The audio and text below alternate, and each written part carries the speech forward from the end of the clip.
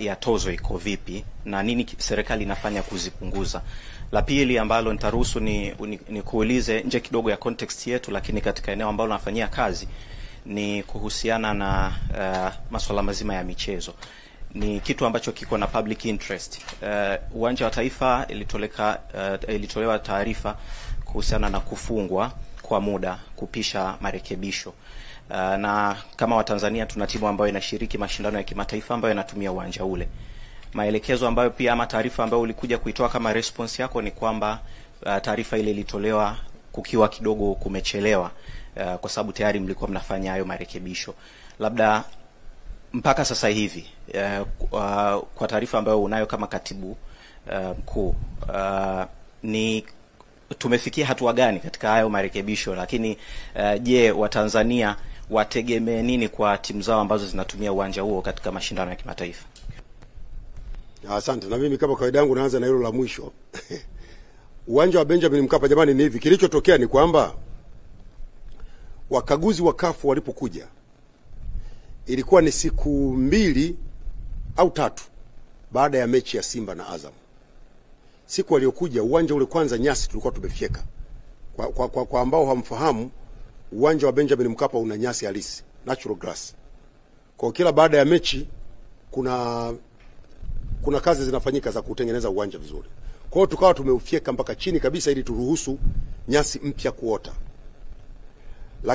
Lakini pili, kufanya umwagiliaji na kuweka mbolea.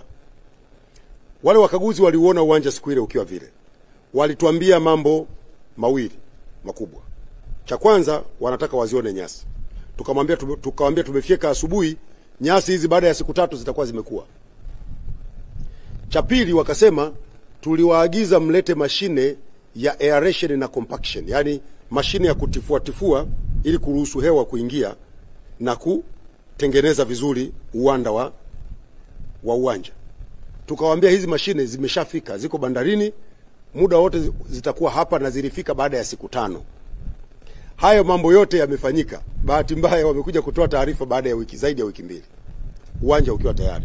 Na ndio maana nikasema tunawaomba CAF waje wakague leo, kwa sababu uwanja upo tayari, na yale waliokuwa wamesema ni marekebisho ya kawaida ambayo mara nyingi wakipita kukagua wanayasema. Sasa nataka nikuhakikishie ndugu yangu Joel, uwanja uko tayari. Wakaguzi wa CAF wanakuja tarehe 20. Sisi tumeomba waje hata kabla ya hapo, watakuja waone uwanja uko tayari. Best of the best. Pitch nzuri kabisa. Wote mnakumbuka mwaka juzi wakati wa AFL tulitajwa kuwa moja ya viwanja bora 3 Afrika, si ndio? Au mmeshasahau haraka? Hasa tuwezi tukawa tumeuharibu uwanja haraka namna hii. Uwanja uko tayari. Ni vile tu kwamba ukaguzi haujafanyika tena. Lakini wakija tarehe 20 tunaamini litakuwa limekwisha, na mechi yetu ya Simba na Al-Masri tunaamini itakuwa Dar es Salaam kama kawaida. Ondoeni shaka, kwa sababu uwanja wenu uko sawa sawa. Hili jingine la tozo. Eneo la tozo kwa wawekezaji ni eneo ambalo limefanywa kazi kwa kiasi kikubwa sana. Sinazo takwimu hapa, lakini tumezifanyia kazi sana.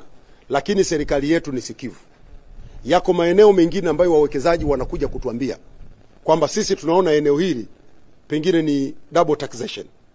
Wataalamu wanakwenda wanalitafakari, wanaliangalia kitaalamu, ikithibitika kwamba ni utozaji wa mara 2 wa kodi, na lenyewe linafanywa kazi hiyo kodi, kama ni kufutwa inafutwa.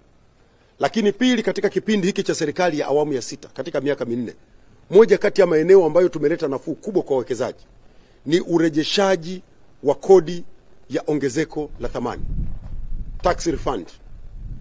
Tumefanya tax refund kubwa. Nadhani tumefika zaidi ya shilingi trilioni 1 katika mwaka mmoja. Jambo ambalo huko nyuma ilikuwa chini ya shilingi bilioni 100. Na hili ni eneo ambalo wawekezaji walikuwa wanalalamika kwamba kwenye sheria zenu mnasema mimi